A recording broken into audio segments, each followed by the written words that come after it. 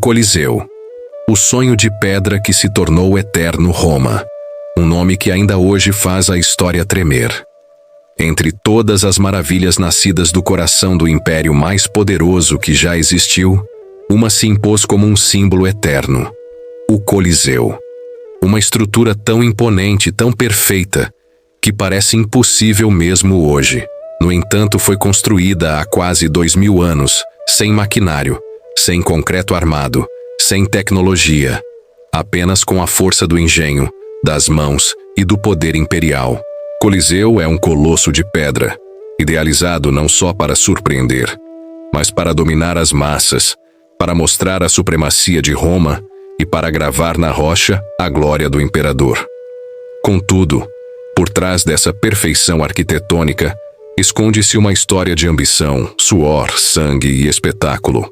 Esta viagem revela como os romanos conseguiram construir uma das maravilhas mais extraordinárias da humanidade. A história do Coliseu não começa com a pedra, mas com o fogo. Aquele que destruiu Roma em 64 d.C., sob o reinado de Nero. Um incêndio devastador reduziu grande parte da cidade a cinzas, e a suspeita recaiu sobre o próprio imperador. Dizia-se que ele próprio o ateara para abrir espaço aos seus grandiosos projetos.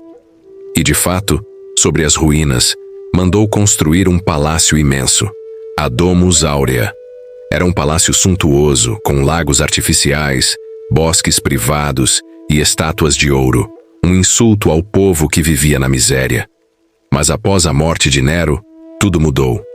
Subiu ao poder um novo imperador, Vespasiano, o fundador da dinastia Flávia.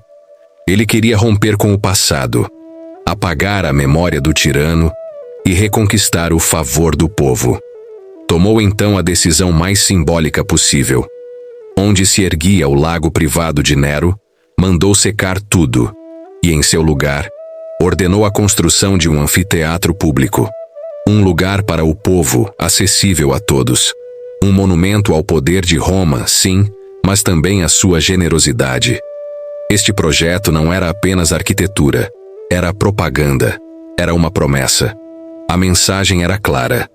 Onde antes havia o luxo de um só homem, agora se ergueria o divertimento de 70.000 cidadãos. Era o ano 72 d.C. Roma fervilhava de vozes e alarido. Sob a ordem de Vespasiano, iniciara-se a construção de uma obra que ninguém ousara sequer imaginar. Primeiro, todo o lago artificial da Domus Aurea foi drenado. Depois, começou-se a escavar as fundações, com vários metros de profundidade. Os engenheiros romanos conheciam bem a estabilidade do travertino, a pedra clara de Tivoli.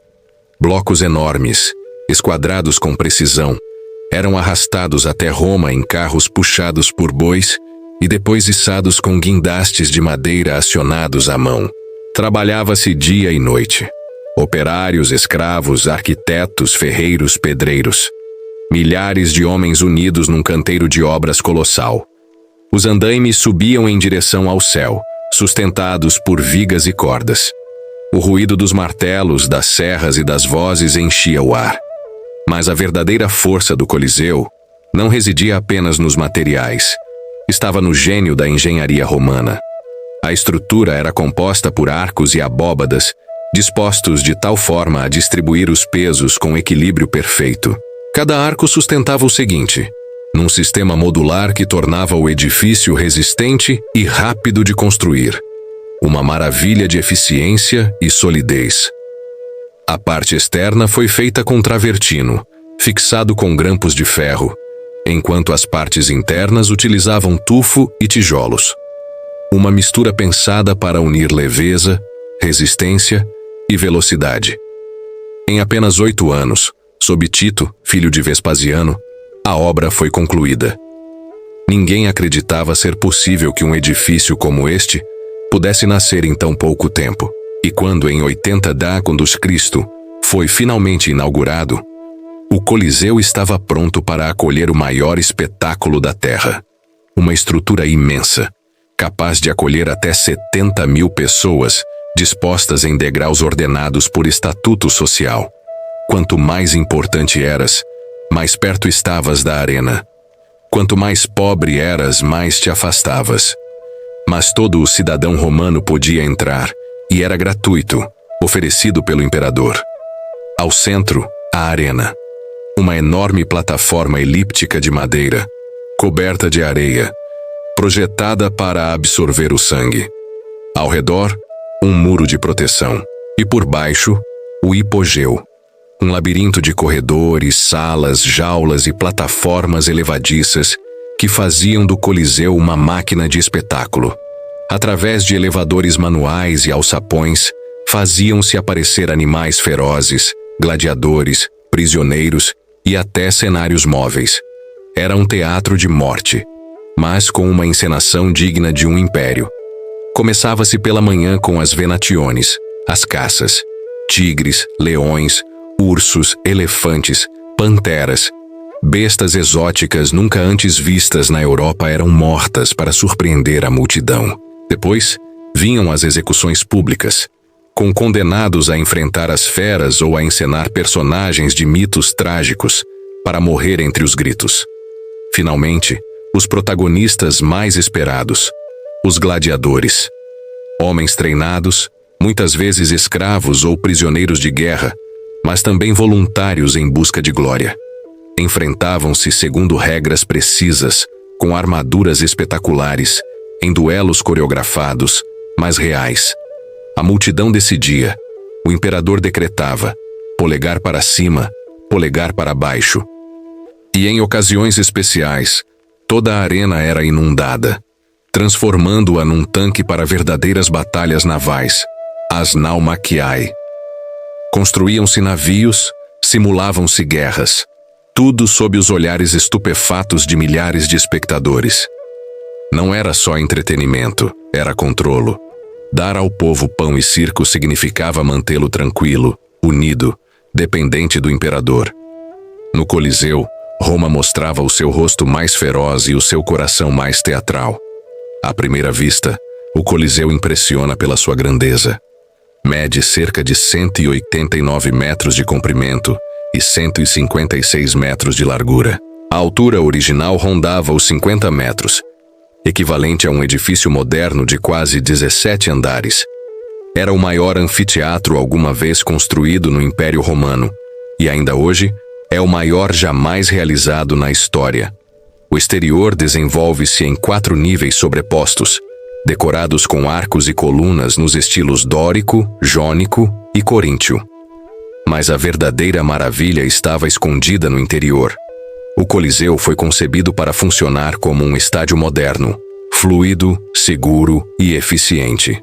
70 mil espectadores podiam entrar e sair em poucos minutos, graças a um incrível sistema de vomitoria, passagens e escadas radiais que canalizavam o fluxo humano de forma ordenada.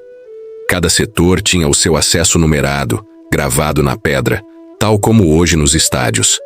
A cavéa, ou seja, as bancadas, estava dividida em setores sociais rigidamente definidos.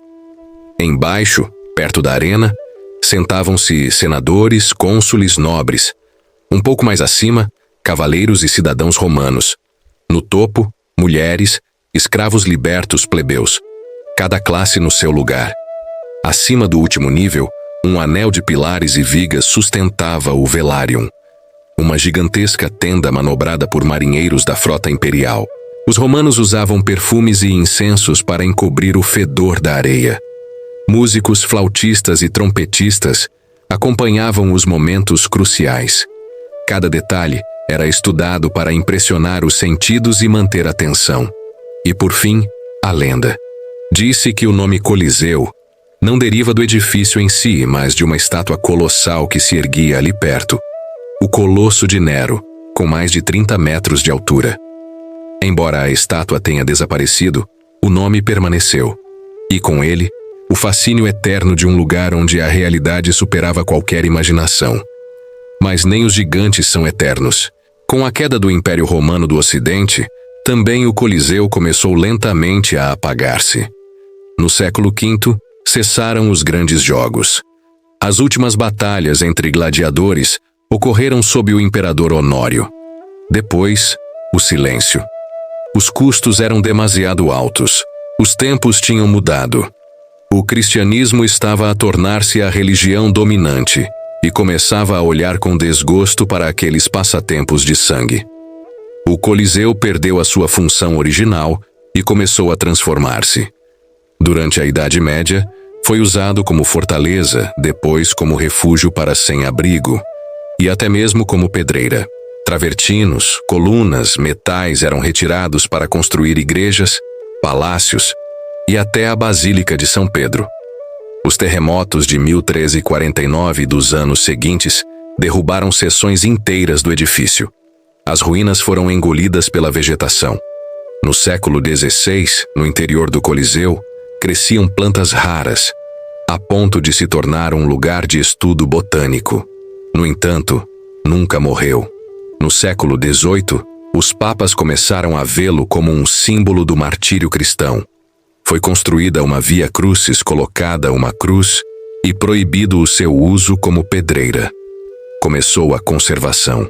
No século XIX, com o Risorgimento, o Coliseu tornou-se um símbolo não só religioso, mas também nacional, um monumento identitário para a Itália que estava a nascer. Restaurações, estudos, segurança. Pedra após pedra, foi salvo.